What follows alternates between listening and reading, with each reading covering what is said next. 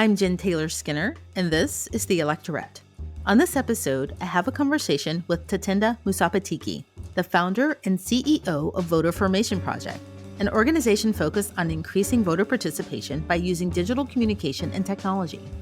Tatenda is a former client solutions manager for democratic politics at Facebook. We discuss the ways in which Facebook has used their massive platform to push misinformation that benefits them. From the insurrection on January 6th to the war in Ukraine, Facebook has helped shape the voice and narrative around all of these events. But the most important question we try to answer in this conversation is whose job it is to hold Facebook accountable. So let's find out. Please enjoy this conversation with Tatenda Musapatike. Tatenda Musapatike, welcome. Thank you for having me. I appreciate being here. I should say welcome back, and I'm really happy to talk to you because, one of the things that's been consistently on my mind is misinformation. So you're the perfect person to talk to right now, especially how it might affect the upcoming elections, the midterms, because there doesn't seem to be an organized strategy to counter misinformation, at least not at the legislative level. I mean, whose job is that? Oh my gosh, what a basic but such a hard question to answer. I think people the world over are struggling with it, and I think we have struggled with it. So, if you look back at different media, we've always, at least growing up for me, you'd be in the grocery store and you'd see these outrageous headlines on the tabloids. And, that technically was a lot of misinformation, but it was restricted to like a purchased magazine and it had, limited reach and views. But at the same time, it still did impact it. But that was like about celebrities and whether or not like Tom Cruise was an alien or what have you. And so what makes things a bit more dangerous now is that you're not just seeing misinformation when you're at the grocery store. It is ever present on our phones, in our social media feeds, which is where we consume a lot more information and spend a lot more time than we think we do. And I think people aren't quite aware of just the volume of time that we spend on our phones and in social media, or even with digital video across different platforms. And it's all very segmented. So because of how social media feeds have been designed to be tailored to an individual user, we don't really have a sense of the scale and scope of who's seeing what and where and how much misinformation is existing and from the sources because it really is distributed individually. So, all that to say, who's in charge of it? Great question. I feel like social media companies do have a responsibility to limit the amount of misinformation. On the one hand, you could try and regulate it as well. So it could be a federally regulated issue, it could be a state regulated issue. And in some instances, this misinformation, it may even be a criminal matter. So it's really hard to say. I think there's a constellation of forces that are responsible for misinformation. I also think that there's a level of personal responsibility in your consumption as well. So I don't think anyone knows, I guess. The meandering way I got to saying this, I don't think anyone really knows who's responsible for regulating or stopping misinformation. I think there are different places where different entities or people or individuals could have some responsibility. That sounds like a really big problem, right? I mean, before this interview, I started to look for the answer to that question. And, there was a congressional task force that was formed for COVID misinformation and disinformation. And of course, there's the January 6th committee, which is something different, but, misinformation is involved to some extent. And so that's a problem, right? Like, legislatively, we don't have solutions. We can't hold the private companies accountable, or we can hold them accountable, but that holding them accountable isn't working, right? So I'm not really sure. I feel like we're at a loss. We are. And frankly, I don't really trust Congress to solve any problem at this point, right? Like they are truly nearly a dysfunctional body.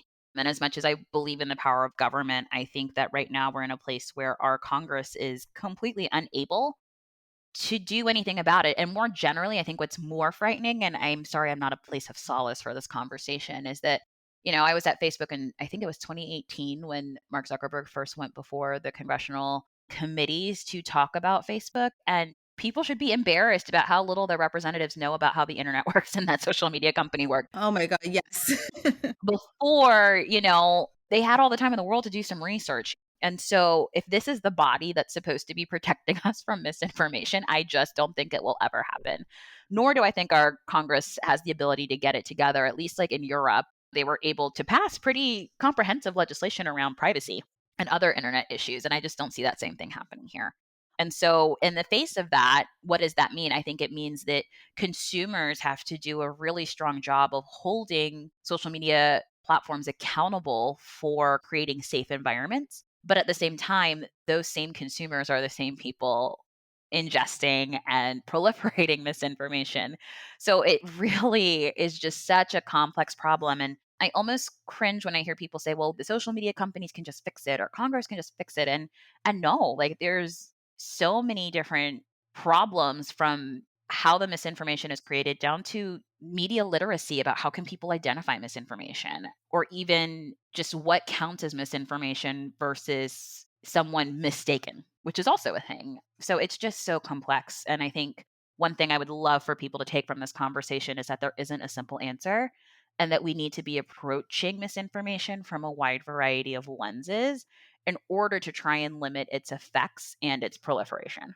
Right. And you're right. Those committee hearings were kind of cringe. And I don't know if I'd go as far as saying they were embarrassing, but it was surprising and not surprising to see how little they understood about these technology companies. But, I think in a way that that's intentional on the part of the technology companies. They're opaque and that allows them to do things that are more profitable for them, even when they're not in the interest of the public. That's one thing I'll say. And then, in response to your saying, like, it's consumers' responsibility to some extent. Which consumers, right? Which consumers? Because as soon as power shifts hands from left to right or right to left, misinformation and disinformation is redefined based on their ideology. And that's what makes it so hard. I would encourage people, and I have fallen prey to, retweeting something and learning it's fake later. I'm like, oh shit. I herald myself on being like a really educated like user and I've fallen for things. And so I think having every person try and be a bit more cognizant, but even then, there are a lot of users and people out there who just don't know the difference, especially older internet users. I think we often can forget that a lot of elderly and older people use the internet, but they don't have the same level of literacy that millennials and younger do because we grew up with this tool, right? And we are able to suss out, I think, a little bit better what seems real, what seems fake, and whatnot. And so I say that with a grain of salt, not to say that like people are responsible. No, not at all. It's just to add another level of complexity as to the things we need to think about. But certainly, like what is categorized as misinformation? What is fake news, false news? Like how do we even label these things? It'll change, but again, I come back to this idea that there's so many different levels of what we're trying to combat that, I just thought of this. It almost makes sense to start from the fore of what do we want? And what we want is a truthful media ecosystem. What we want is truthful information. And I think there's a place for opinion and then there's a place for facts. And right now, what is happening is that we are mishmashing lies with opinion and fact and presenting things either purposefully or unpurposefully to suit, political opinion. And there's no easy remedy for what we are seeing. Again, like I wish I could be like we have a solution girl, but right now I think it's really hard for us to understand the scope and magnitude of what we're dealing with, except for to say that one of the things we do know about how to combat it is that you present facts to people. Like when people are presented with misinformation, if you come to them and say, this is fake, don't post it, that actually psychologically makes more people harden in that belief that's not real. So the best way that we can counter misinformation is through presenting facts and making someone consider the truthful information versus the misinformation. And then people are more likely to question misinformation as they see it, so long as they are presented with a countervailing opinion or a countervailing fact. And so one of the things I can think of that we need to do is just be very aggressive with making sure that we are putting out correct news and making sure that feeds of all stripes of people are seeing actual information of what's happening. And that's, again, easier said than done. Right. As you were saying that, I was thinking that the closest model I think we might have, you can tell me if this is fair or not. The closest model that I can think of would be maybe the FCC. Is that a good comparison? I don't even know if there is a comparison, right? Like the thing that I can think of the most is if you're looking at, the proliferation of news and people used to get their facts from like three news channels that would compete for the 6 p.m. news slot. And that is how most Americans got their news. And then they would turn to newspapers. And now we're seeing that these institutions of media are mistrusted and there's just so many more outlets, right? Our media consumption has been very, very, very diversified, and it allows people to come away from a certain set of facts that were seen as standard and then allow for people to kind of pick and choose what news they prefer. And so I think the media ecosystem is seeing a similar but less pervasive and a less pervasive, I think, is the right way to put it, because you have more financial ramifications. So, for instance, look at an OAN where like you can't get distribution if you're like that far out there, and you can get sued for that. And we just aren't seeing the same mechanism for these social media companies because they're not media companies. I mean, as much as we would like to say that they are, they're distributing already created news. They're not creating it themselves. So maybe we change some categorizations. That way the FCC could be more of a regulator in terms of that. But we would have to fundamentally change how we define media, how we define social media system and or social media companies, and how all of those things intersect. So the January 6 committees are now set to start in a couple of months, I think sometime in June. Originally, I think it was in April, but now it's in June. But it feels like new information is being uncovered every single day. Who was involved, what they did, which social media companies. Actually, the social media piece has always been pretty consistent, and that's been mostly on Facebook, particularly on Facebook, as far as the public is concerned. One of the things that happened early on in relation to the planning of January 6th was the formation of that group, the Stop the Steal Facebook group. And I think it was created right after the election in November. And it was only after January 6th happened that Facebook made a move to take them down. I think it's fair to say that that was too late, obviously, right? And I think it was the day after that that Twitter took down a similar group and it took Trump off of Twitter. What took them so long to make that move? Oh gosh, you're bringing me back to a time in my life where I would just be like asking the same question. So I think there are a lot of forces at play when people are thinking about how do social media companies decide to take down something. So, one, first, it's time and identification. The thing about groups is that groups tend to be less prominent than feed to find, if that makes sense. Like you can make groups private. They don't have the same level of visibility as like any kind of public post. And they're a little bit harder to surface until you have huge amounts of people in them. And that's not to say there weren't, but identifying groups is something that I think that at least when I left, and that was now 4 years ago, wow, identifying or being proactive about identifying dangerous speech in groups was a novel place to begin work on enforcement, right? That was like a thing that organizations still hadn't come to grips with, like, oh, we need to do this better.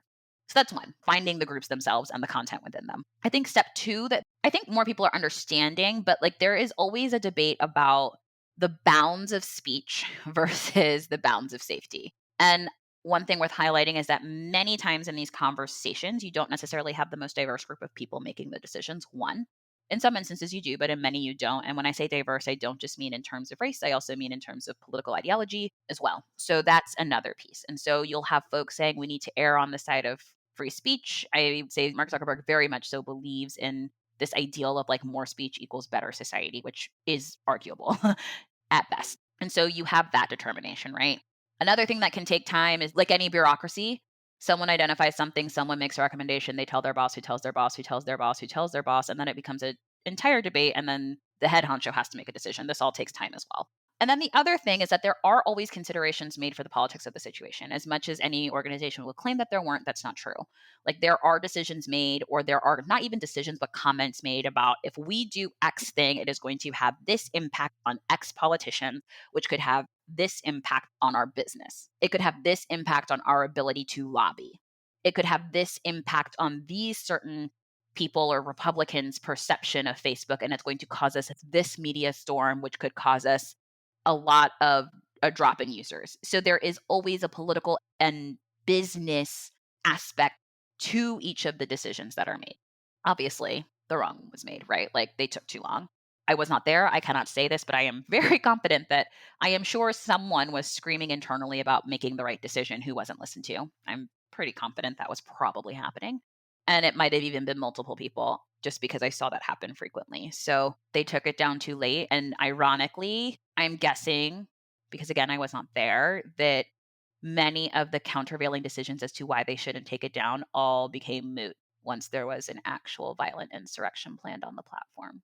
Yeah, I just want to make it clear when you say, and just for the audience, when you say you left Facebook, you mean you left the company as an employee, not left Facebook in the way that like the rest of us are leaving Facebook, right? Like you were actually there. I was an employee in the Washington, D.C. office from 2015 to 2019. So, yes, I should have said that in my bio. I was an employee. I worked in the D.C. office. I was a client solutions manager for Democratic politics, which meant that I was on the sales team helping to support Democratic super PACs and left leaning nonprofit organizations with their Facebook strategies and buys.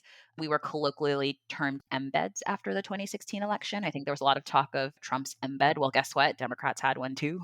I was one. Whether or not I was listened to with the same fervor, that's a whole other discussion that could take another 45 minutes, I'm sure. But yes, I left the company during that time. So I'm pretty familiar with policy decisions and how they're made because many of my clients were involved in policy disputes, whether it be ad policy or organic policy. Just you can't escape understanding that process when you work in politics at that company at that time. And we do know that you're right about there being people internally who were screaming through the roofs. I don't know what the phrase is. They were screaming a lot, really loudly about this because there was this cache of documents that came out. I think it was this time last year.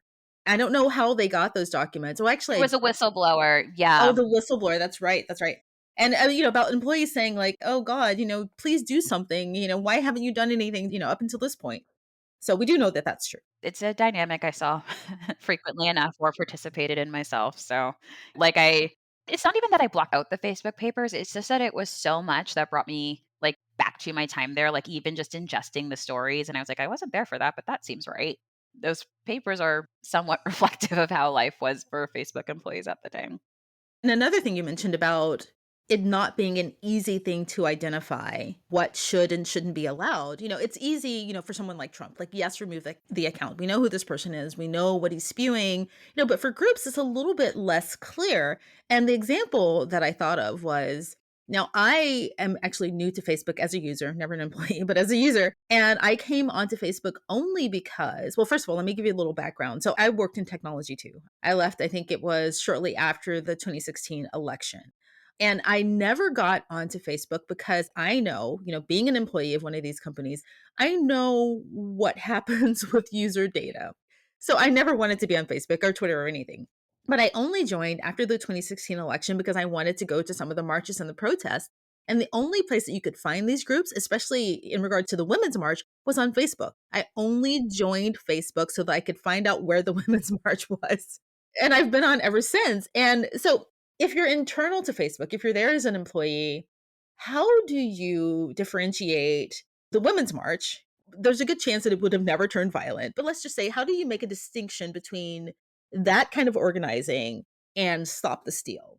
That's a lot of the questions that people wrestle with, and I think people who lean more conservative would say, early on in the organizing, you couldn't see a difference, right? And I think that's fair. I think that people come to social media groups and discussions wanting to be honest about their thoughts and feelings, and, there is a line between safe or nonviolent conversation and violent conversation, right? And I think it is when you start to see organizing of violence. I think it's when people start to organize bringing their weapons. When you start to see signs of that kind of organizing, that's where it becomes different because people were certainly angry after Trump was elected in those groups. Like people wanted to make a change, but they were planning a nonviolent protest. It's not like people were like, we're going to come to the Capitol and bring your AK-47 and what other weapons you want, we're going in. It was like, "No, we're all gonna walk down the street with our pink hats on." Like, there's just not even a difference in tenor, but, like, a complete difference in tactics being discussed. Like, no one was talking about, like, breaking a building or taking over the government. It was like, we want to send a message that women are not okay with the political regime, not we're going to take over the political regime and actually prohibit the United States government from doing its functions. So that's where I think the difference is. I really think if someone seems to be organizing violence of any kind, or frankly, like the purchase or sale or exchange or grouping of weapons, which is not allowed on the platform anyway, that should probably be shut down. Excellent point. Yeah, that's an excellent point. I think one of the things that isn't clear for people is what is in it for the social media companies. I understand that at some level there's some kind of monetary gain, right? There's profit to be gained, in users, but how does that work exactly? So keeping a group like Stop the Steal on or somebody like Donald Trump on Facebook for longer than he should have been, how do they benefit? Well, one thing I think that liberals can often take for granted as a liberal who work closely with conservatives and very much so understands some of that thought process. It's that one, conservatives spend more time. If you are looking at like consumption or time spent and interactions on platforms, like conservatives were spending more time than like very liberal people like doing these things on the platform. They spend more time. So if you alienate this person and if you alienate these views, you actually are alienating a huge population of people who use your service at a pretty high rate.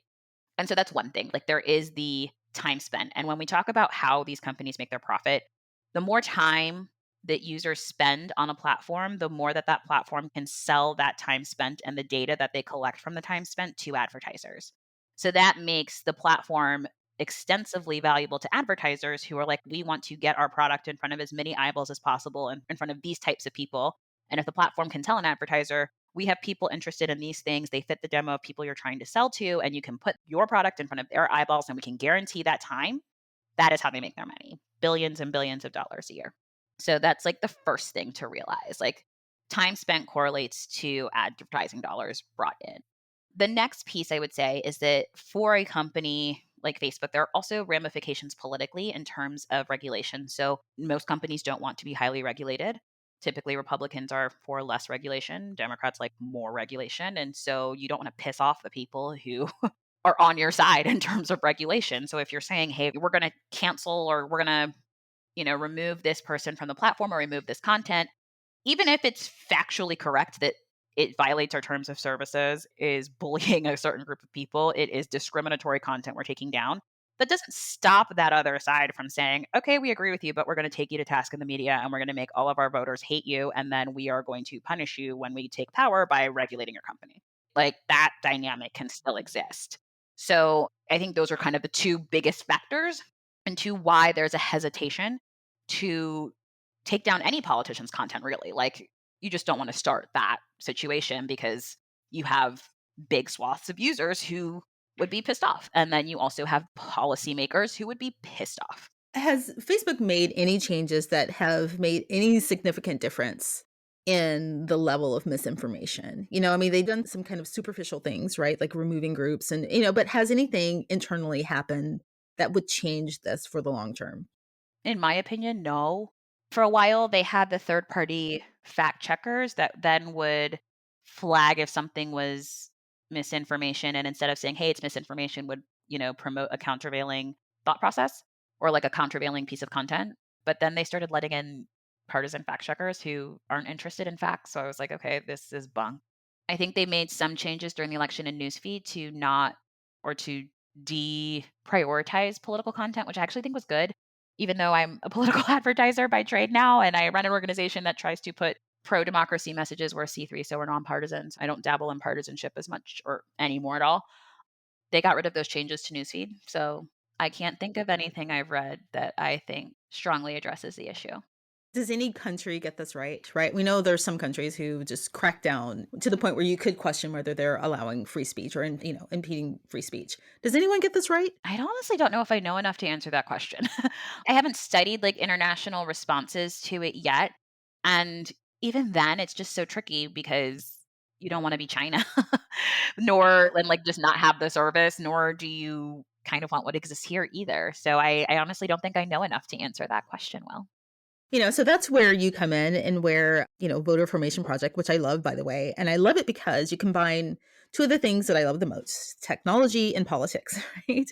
And remind me, the last time we talked, did you say that you were running campaigns on like Grinder or was that a joke? It was a joke, but I have run campaigns on OnlyFans. Like I've tried. Oh, okay. Okay. I'm OnlyFans. not above it, and I totally would. And let me tell you, when you're trying to explain to donors some of these things, it lends to really interesting conversations when someone asks you what OnlyFans is, and I'm like, oh, I need you to hang up and go open this in an incognito window Oh, that's and funny. come back. Yeah.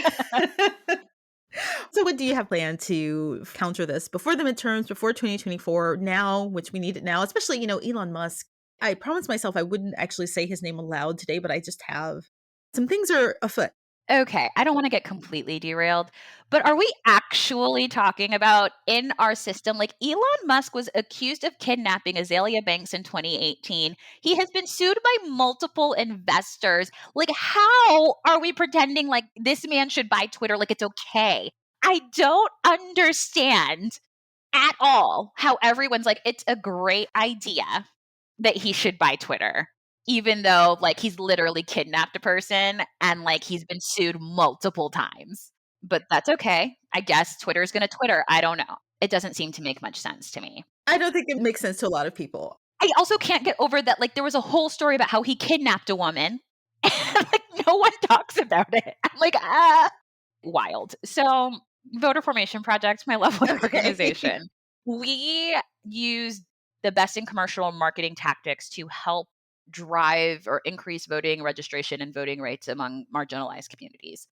We do this through predominantly advertisements. We're exploring more what it means to build organic content and partnerships with influencers in order to really create cultural content that resonates and then also measure exactly how effective our tactics are to get more people to register to vote and to get more people to vote who are infrequent voters. We are really, really focused on not just trying to get as many people to fill out our forms as possible, but on trying to motivate the least talked to, the most unaffected by political messaging that exists folks out there to start to change attitudes and minds over a long period of time.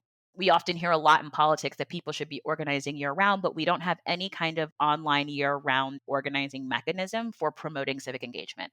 It's a complete hole in the pro voting democracy space that we do not have any organization that is trying to fill the gaps to just literally positively brand voting to people who don't typically vote.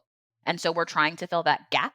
We are beginning to build our programs now. That way we can hopefully stay on in certain states through not just this election, but like all the way through 23 into 24, because we know that the communities that need to hear these messages the most are the ones that are often left behind in political messaging and political strategy because they're less likely to vote. And I don't think that we can live up to our American ideals unless we're truly trying to make sure that every citizen is represented through their vote.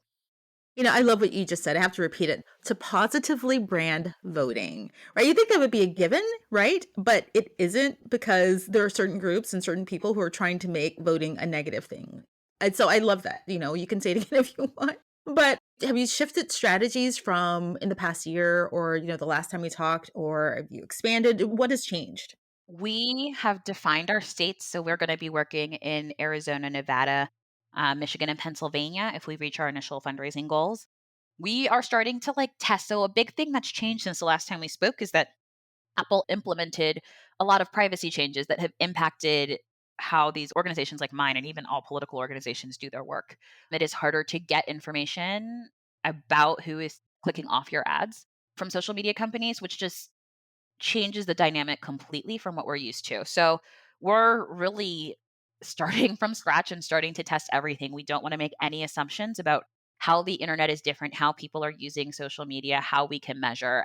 It's hard to overstate the impact of this. Like it is a big deal that it is harder for us to get people to give us their email addresses. It just is. And also, the internet's just very different. We now have like NFTs and everyone's talking about the metaverse. Cringe for me, but it's a thing we're all doing.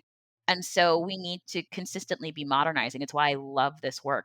Technology and how it's used in elections changes every 2 years. The platform that was hot then is not going to be hot the next year. And the thing that people, especially young people, are spending time on may not even exist for what's happening in 2024. So we like to make sure that we are testing every idea we can think of, going places where you don't typically think of folks having ads, places like how do we organize on Discord? How can we think about using Twitch? How are we involving gamers? How are we reaching people on TikTok? Like all of these are big questions we're asking and thinking about testing. Yeah. And so you love it because it is a challenge, right? I get that. I love it. Some days I'm like, why am I still doing this? Yeah. but then I remember I'd be bored doing anything else. And the thing is about, technology, the reason this is so hard, and I'm just telling you why your job's so hard, is because, technology moves so quickly and it does so because technology needs to move quickly to be relevant or to remain relevant. But also just because I think that in some ways, in regard to their policy, sometimes they move in a direction so that they can become more opaque. Like they don't want to be open so that people can figure out what they're exactly doing with data. Like, honestly, it's so hard. Like, I think you hit the mark, but it's also just thinking about it every day. It's like technology has to move. And also, like, different populations move differently with different tech. So, yeah, like, you're right. It's always evolving. And it's some days it's lovely and other days it's frustrating. But at the end of the day, I think it's exciting. And what gives this work purpose for me is that I can't think of any other way that I could bring this skill set to help improve communities and improve our democracy. I believe very, very strongly in the American ideal. And as someone who's been in electoral politics and been at the intersection of tech and electoral politics for almost a decade now, like this is where I think the urgency and need is for this moment. Like, I do think we are in a crisis, and I do think that technology can help alleviate that. And I don't think that we're pulling all the levers necessary. So, as much as like me and this org can start to do that and start to leverage these technologies and evangelize the need to brand voting and to positively brand voting and civic engagement, I'm here for it. Well, I have confidence that you will do this. So before we close out, tell me, how can people get involved? Yeah, they can follow us on Twitter. We are at Voter Formation. Or if you are feeling so inspired, you can make a donation to our organization. Our website is www.voterformationproject.org, and you can click donate in the upper right-hand corner. Tatenda, thank you so much for all you've done. Thank you for your work with us, your organization. And yeah, I'll come back and talk to you again sometime. Thank you so much for having me. I'm sorry I was such a Debbie Downer in the beginning. It's scary and misinformation's big, and I don't think we should shy away from big problems. So I wanted to be honest. We need honesty. Thank you.